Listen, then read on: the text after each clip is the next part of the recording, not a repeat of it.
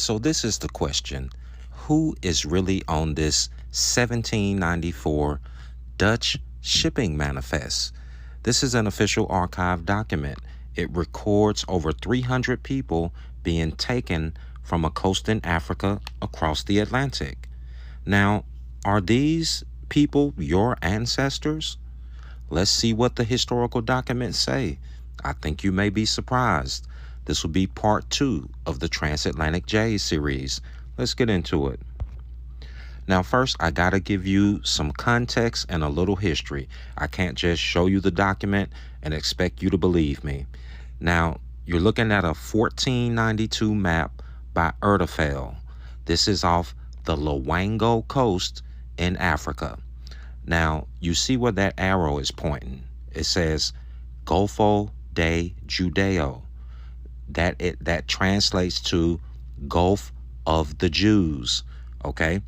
Now, this would be the modern day location for the Loango coast or the Gulf of the Jays, where you see that red circle. Now, let's establish who was known to live on the Gulf of the Jays or Loango coast. Let's read these two snippets real quick.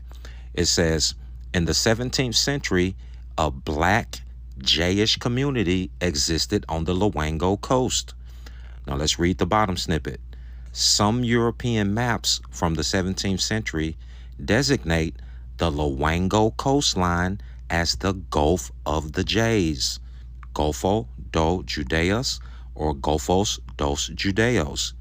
So we've already established there was a known black Jayish community on the Loango coast, aka the Gulf of the Jays. Now, where did these Loango Jays come from? What is their origin? Well, let's get this account. This is the Critical Review or Annals of Literature, published in the 1700s. Will be coming from page number 141. Now, you can pause the video. I'm going to summarize this snippet real quick. It is pretty straightforward.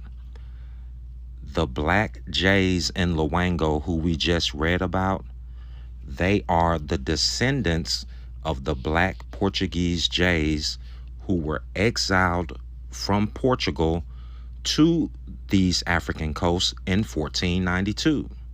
Okay, so let me repeat that.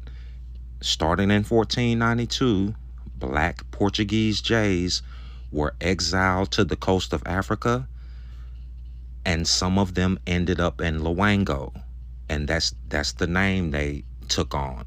They became the black Jays in Loango. They're really just exiled black Portuguese Jays, okay? Now this is important. I want you to visualize this. The black Portuguese Jays, they got split up. Some of them were exiled to the coast of Africa, ending up in Loango. Some of them escaped exile and fled to other parts of Europe, never going to Africa. Now, both of these groups are described as black Portuguese Jays. That's letting you know that when they initially split up, they were already black Portuguese Jays. They did not become black when they were exiled and ended up in Loango. Now let's get this account from A New Voyage to Italy, published in the 1700s.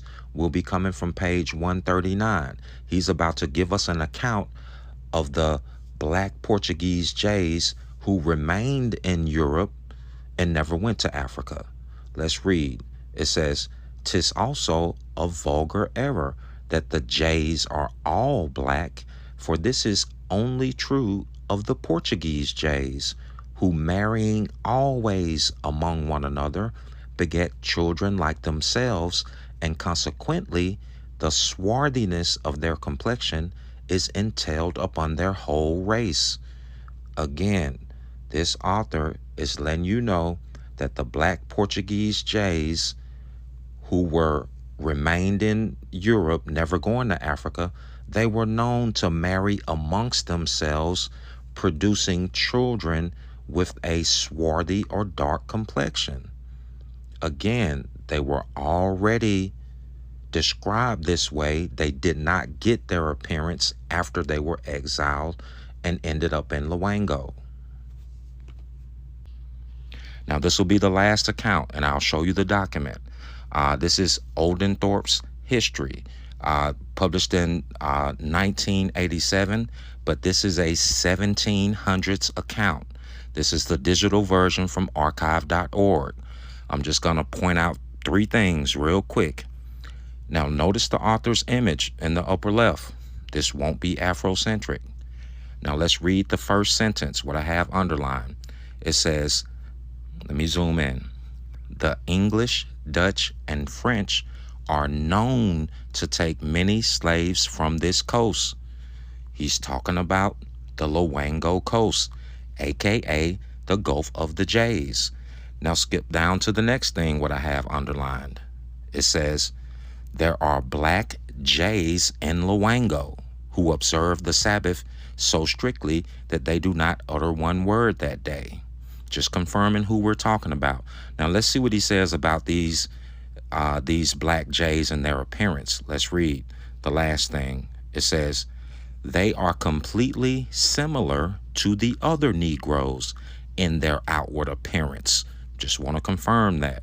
Now let's read the last line. It says, they are so despised by them that they will not eat with them.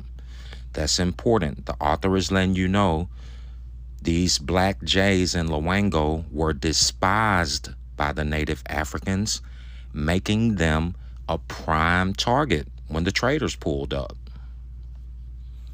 Now, this is the official Dutch commercial shipping report. I have the reference number above the document. And keep in mind, this is in the 1700s. This is in the same century as the account we just read. Now, you can pause the screen and read it for yourself. I'm just going to summarize it. This document is letting us know that 367 people were taken from the Loango Coast, aka the Gulf of the Jays. Now, we just established all throughout the video who lived on the Gulf of the Jays, okay? And now with this document, they were taken to Suriname, where you see on this map. But keep in mind, just like the author said, the English, Dutch, and French were known to take people from that location, including the Portuguese. It wasn't isolated. That's important. Now, here's an article by the Metropolitan Museum. You can pause the screen. I'm showing this to confirm that it was multiple countries involved in trading from the Gulf of the Jays. Okay? The Portuguese, Dutch, English, and the French. Again, you can pause and read the full snippet. And I can't stress this enough. Multiple countries traded in the Gulf of the Jays, and their descendants are in North America, South America, and the Caribbean. That's why I titled this series Transatlantic Jays. I mean that literally. Now, bookmark or follow, because I'll be releasing part 3 very soon. Y'all be blessed.